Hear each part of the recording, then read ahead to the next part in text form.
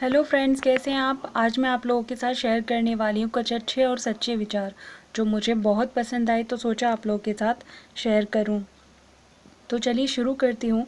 परीक्षा की घड़ी, सामने खड़े किसी दीनहीन को देखकर यह नहीं मानना चाहिए कि वह भिखारी है, क्योंकि हमारे धर्म ग्रंथों में अनेक कथाओं में उल्लेखित है कि हमारे इष्टदेव, हमारे भगवान जब भी हमारी परीक्षा लेने आते हैं तो अत्यंत दीनहीन और भिखारी के रूप में ही आते हैं।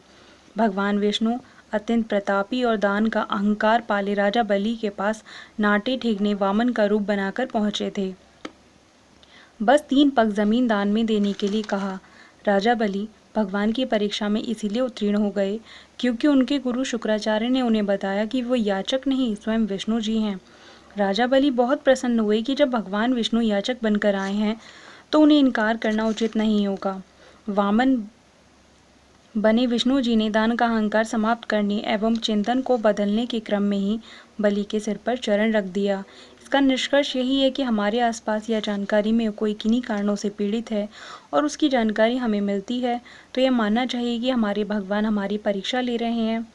राह चलते कोई आशाएं दिखा और हम आगे बढ़ गए तो हम परीक्षा में अनुत्तीर्ण हुए, फेल हो गए। हम प्राय भोज आदि के कार्यक्रमों में बिना परिचय का कोई असहाय आ जाता है तो लोग उसे अपमानित कर भगा देते हैं, जबकि इस तरह के कार्यक्रमों का निमंत्रण बहुत से लोग मंदिरों में चढ़ाते हैं।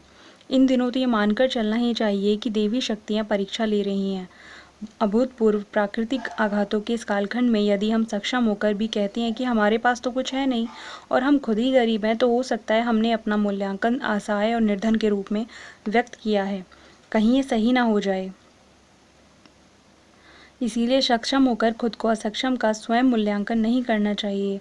पूजा पाठ की कथाओं में दिए गए संदेशों को जीवन में आत्मसात करना चाहिए। अगर ये विचार आपको भी पसंद आए हों तो please like this video and subscribe my channel. जय माता दी।